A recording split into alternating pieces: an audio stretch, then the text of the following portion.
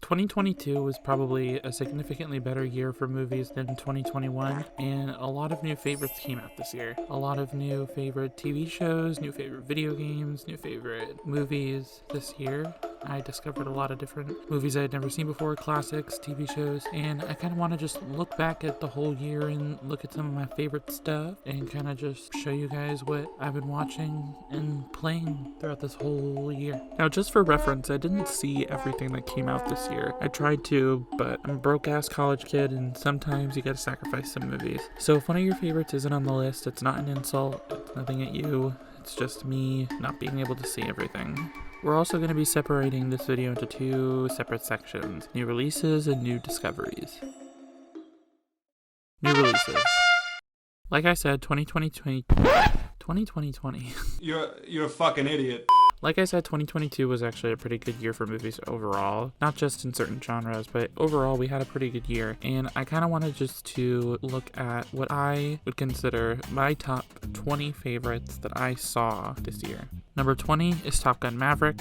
Number 19 is Black Panther: Wakanda Forever. Number 18 is Licorice Pizza. Number 17 is Barbarian. Number 16 is The Black Phone. And number 15 is Hellraiser, a movie that I really couldn't get out of my head for most of the time after I saw it. I was infatuated with the acting, and I was also infatuated with the incredible practical effects that I think are awards-worthy. Number 14 is Smile, a movie that kind of came by surprise for everyone. The marketing kind of made it look like a new Truth or Dare spinoff, and I was not about that at all. And the fact that it was able to get so introspective as well as deal with heavy topics like mental health is really impressive. Number 13 is Fresh, a movie that I also didn't expect to be one of the funniest of the year, but also one of the most brutal. Number 12 is Babylon, one of the craziest theater-going experiences I've ever had, a 3-hour epic that is nothing but parties, cocaine, and screaming. Kimmy, which was one of the most underrated thrillers of the year, was directed by Steven Soderbergh and stars Zoe Kravitz, and it's honestly one of the better HBO Max originals that's been released in the past few years, and the movie was able to keep me on edge the entire time. Number 10 is The Northman. You rarely get a movie that's directed by someone who is known as an indie director who gets to break out into these bigger ensemble movies. There's rarely an opportunity for smaller directors with smaller budgets to get to work with scales such as this. All of the actors are giving their A-game, the stunt work is incredible, the fight choreography is brutal, the special effects are great, and the story is one that, yes, we've seen before in many different iterations, but it's one where we are able to empathize completely with our lead, as well as be interested in the ever-growing world around them. Number 9 is Bodies, Bodies, Bodies. This is probably my favorite comedy of the whole year. This is one of the most surprising movies of the whole year. I think that the whole cast does a great job, especially Rachel Sennett and Amanda Stenberg. Rachel Sennett is probably the breakout star of the year, and I also think that the movie is very smart in the way that it discusses overly wealthy Gen Z. I also think that the movie is very impressive in its writing as it pokes fun at wealthy and well-off Gen Z 20-somethings, and I think that it pokes well at influencer culture.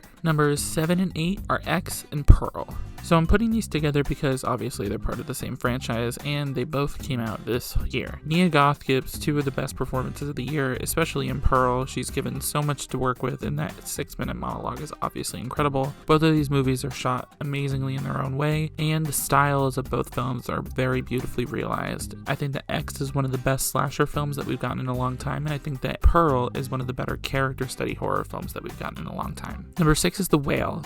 So whenever Darren Aronofsky makes a movie, I'm kind of always looking, I'm always watching, I'm always going to be excited for one of his movies, and this movie is one of my favorites. It's not quite as dark and not quite as intense as a lot of his other movies, however, this is probably one of his more honest movies, and it's able to capture the spirit of both the play and discussions of real-life atrocities and real-life situations in everyday life, including religion, sexuality, mental health. There's a lot to discuss in this movie, and there's also a lot to discuss about how different people process different types of grief and how each person's process can affect the other person or another person. Number 5 is Bones and All. Directed by Luca Guadagnino, this is probably my favorite straight horror film of the whole year. I think that this movie is able to be both scary while also being very lustful and romantic. I think that Lee and Marin both have a very honest relationship, and I think that Sully is one of the most terrifying characters in the world and can f right off. Wow, what a sick f. But seriously, all the acting in this movie is incredible, even from Chloe Sevigny, who literally has a voiceover monologue and no, live action lines, and the movie was able to be shot very well and very poignantly while being about such intense subjects. Number 4 is Nope.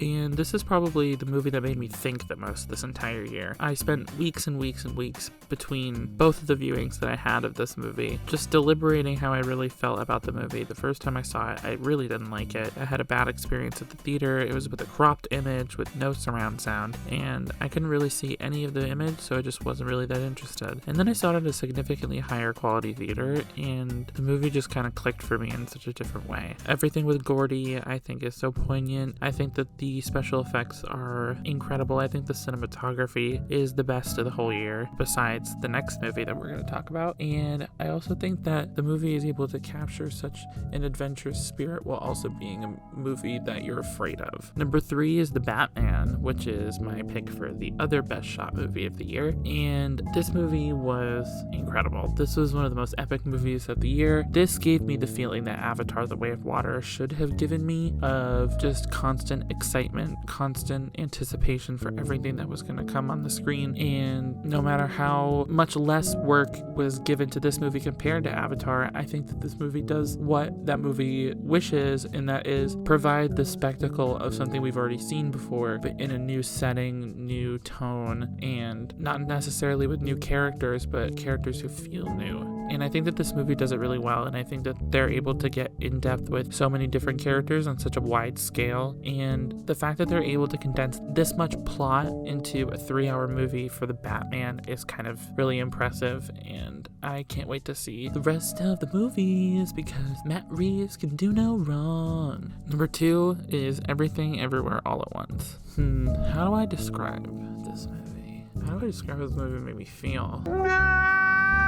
This movie was batshit fucking crazy, obviously, and I think that this is probably one of the best scripts of the year, let alone one of the best movies. I think that this is objectively the best script of the year. I think that it's able to balance so many things so perfectly, so many genres so perfectly, while also keeping the story grounded in this really devastating yet beautiful family conflict and drama. The movie is just constantly exciting, and everyone is incredible. Michelle Yeoh, Ki Hee Kwan, and Steph Shu, they're all 3 of the best actors working right now, and I can't wait to see what all of them do next, and I can't wait to see what Daniels do next, because they are so friggin' good at just making the most wacky but crazy movies that you'd ever experience. I'm really excited to see where they go after this movie. So my number 1 movie of the year is a movie that I didn't really expect, and it's a movie that not a lot of people did either, and not a lot of people were really looking forward to. One of the best movies I've seen in a long time, and that is The Menu. The Menu is so great for so many reasons. First of all, it has 4 incredible lead performances from Ralph Fiennes, Anya Taylor-Joy, Nicholas Hoult, and Hong Chow. 4 of the greatest performances of the year. Not necessarily 4 of the greatest characters, but 4 of the best performances. I think that the film is shot beautifully. I think that the story is so beautifully complicated and hilarious. I think everything is so funny. I honestly think that this movie isn't getting the recognition that it really deserves. I know that it's been in theaters for a while now, but it's a movie that I feel deserves more excitement around it, and also just more discussion about the topics of the service industry and essential working and the treatment that those people get. And I think that the movie kind of just plays it in such a beautifully, darkly comedic way that just makes me so happy.